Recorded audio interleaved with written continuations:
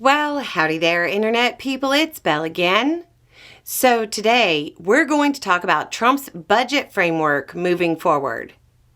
Trump and Johnson were able to push the Senate's budget resolution plan through the House. This effectively unlocked a way for them to sidestep the filibuster. This was the first step in a multi-step process known as budget reconciliation. All of the tension and disagreement inside the Republican Party since Trump took office was over the first step. That step is basically a resolution that says we're going to do X. It had nothing to do with actually doing X or voting to enact X. Now that they've gotten the resolution, committees in both the Senate and the House will try to come up with plans on what to cut. They need to match. Fiscal hawk Republicans in the House actually want to make the cuts necessary to pay for Trump's tax cut that primarily benefits the wealthy. This is where the giant Medicaid cuts and cuts to children's health insurance would come from. The Senate understands the political implications of cutting Medicaid and children's health insurance. The fundamental disagreement has not been resolved. Basically, fiscal hawks agreed to a Senate plan to get things moving, but have promised to vote against the final package unless they get their giant cuts. They have statements from Republican leadership that there will be bigger cuts than what is in the resolution.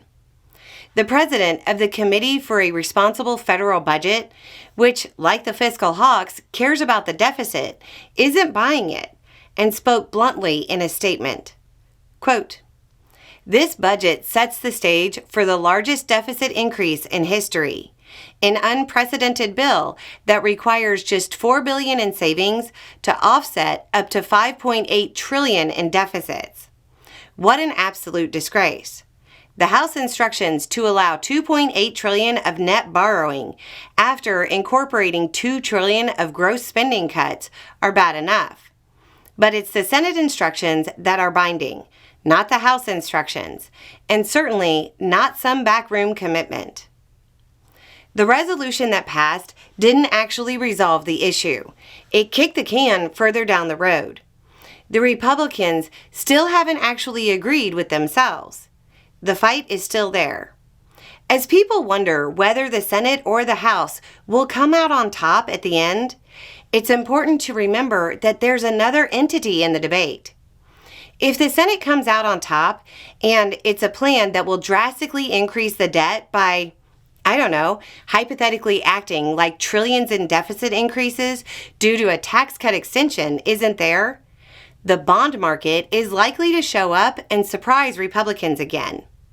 You can't add trillions to U.S. debt when the bond market sees U.S. debt as risky already, and you have a president running around pushing a tariff war likely to cause supply chain disruptions, inflation, and recession. Bonds are supposed to be safe. If you make them not safe, you can't expect the markets to react well. This is nowhere near over, and nobody has a clue what the final reconciliation package will look like. Anyway, it's just a thought. Y'all have a good day.